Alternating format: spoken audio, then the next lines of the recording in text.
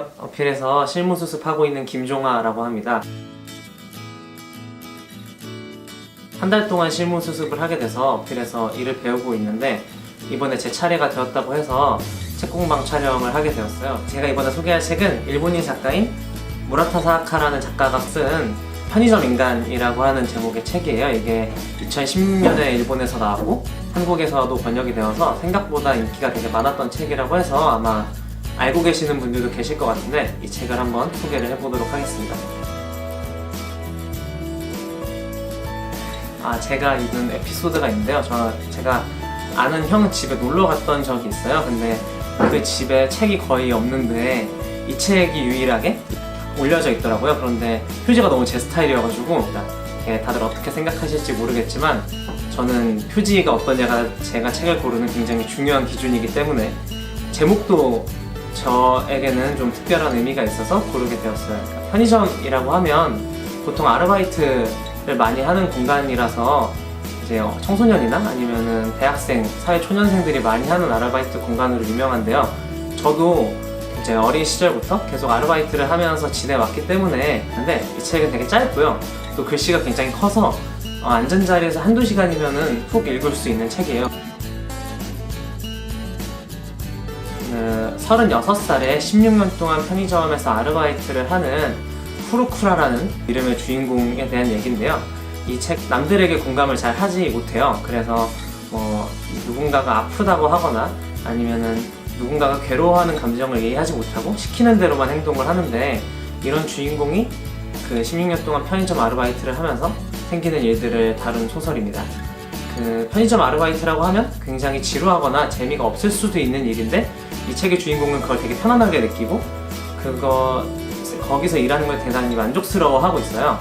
그래서 16년 동안 편의점에서 다른 직장을 구하지 않고 계속 일을 해왔는데 어느 순간부터 사람들이 그거는 평범한 사람의 길에 맞지 않다, 정상적인 궤도에 맞지 않다라면서 그 주인공에게 질타 혹은 잔소리 같은 것들을 많이 해요.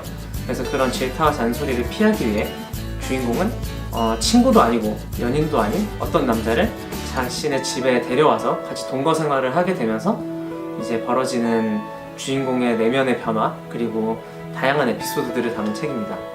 사실 더 얘기를 하면 스포가 될 것 같아서 이 이상 줄거리는 말씀드리기가 어려울 것 같고요. 작가가 글을 굉장히 잘 씁니다. 물론 많은 고민을 하거나 마음이 무거워질 필요가 없이 술술 읽을 수 있는 책의 내용이고요. 대단히 심각하고 어려울 수 있는 주제의 얘기임에도 불구하고 책을 읽는 순간에는 그렇게 힘들거나 어렵다는 생각이 잘 들지 않는 것 같아요. 주인공인 후루쿠라라는 사람에 대해서도 대단히 매력 포인트가 있는데 사실 이 사람이 일반적인 관점에서는 대단히 이상한 사람이거든요. 왜냐하면 남들에게 공감을 하지도 못하고 또 꿈은 괴짜라고도 표현할 수 있는 사람인 것 같아요. 근데 자신을 두고 더 이상 고민을 하지 않았으면 좋겠다거나 이런 식의 주인공의 감정들이 나오는 조금 일종의 모순된 캐릭터이기 때문에 이 주인공의 얘기가 실제 저희들의 모습과도 많이 닮아 있는 것 같아서 저는 좀 정감이 갖고 매력이 있다고 느꼈어요. 누구나 자신만의 이상한 포인트들을 가지고 살고 있고 그거를 타인들에게 들키고 싶어 하지 않아 하잖아요.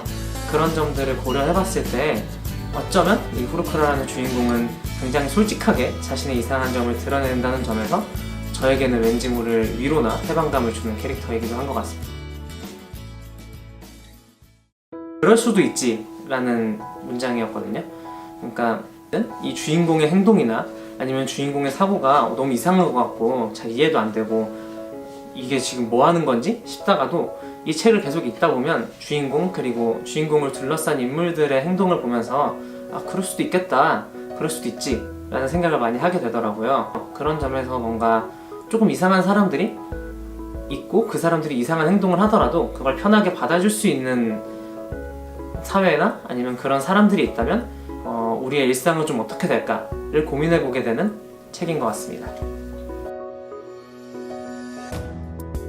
이 책은 조금 위로의 의미가 있는 것 같아요. 왜냐면 저도 사실은 어릴 때부터 아르바이트도 하고 일을 이곳저곳에서 많이 해서 그런지 남들 눈치를 좀 많이 보는 편이거든요. 내가 하는 행동이 다른 사람에게 어떻게 보일지 신경이 쓰이고 또 내가 하는 게 특별하게 이상한 게 아닌지도 되게 많이 고민을 하게 되는 것 같아요. 행동에서도 그렇고 제 커리어나 아니면 제 진로를 설정하는 데서도 되게 중요한 영향을 미치는 것 같은데, 사실은 누구나 그런 식의 생각을 하면서 고민을 하면서 살잖아요. 그런 점에서 이 주인공들의 모습이 조금 위로가 되는 면이 있는 것 같아요. 물론 이 주인공들의 행동을 본다고 해서, 이 소설을 본다고 해서 저의 고민이나 제가 남들의 눈치를 보는 문제가 해결되지는 않지만, 저와 비슷한 문제를 가지고 그걸 가지고 고민하는 사람들이 나름대로 잘 살아가고 있는 모습을 보면 그거 자체만으로도 위로가 되는 것 같습니다.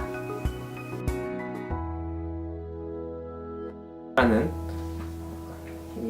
정상적으로 살아야 한다, 잘 살아야 한다, 열심히 살아야 한다 라는 식의 충고나 훈계를 하지도 않고, 그렇다고 해서 자신감 있고 당당하게 살아야 한다라면서 뭔가 그러지 못하는 나를 죄책감을 느끼게 하거나 자괴감을 느끼게 하지도 않는 것 같아요. 이 영상을 보시는 분들이 다 그렇진 않겠지만, 남들에게 좋은 의미로 충고를 되게 자주 하시는 분이 계시다면 그런 분들도 이 책을 한 번쯤 보셔도 좋을 것 같아요.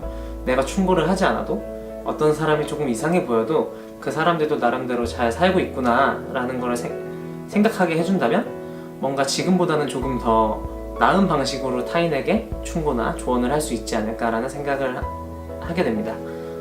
세상에는 이상한 사람들도 많고 우리 모두가 다 이상한 점들을 많이 가지고 있지만, 그런 다양한 이상한 점들이 사회 안에서 자연스럽게 받아들여질 수 있다면 그 사회가 조금 더 좋은 사회가 될 수 있을 거라고 생각합니다.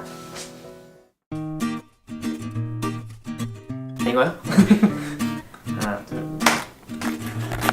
원래 핀 마이크 있어요? 네, 핀마이크도. 진짜 스튜디오. 내가 필에서 실무 수습을 하고 아니. 더 들어갔죠? 조금만 오른쪽으로. 네. 오른쪽. 네네. 되게 잘 편해지고 있어요 갑자기. 수고하셨습니다. 수고하셨습니다.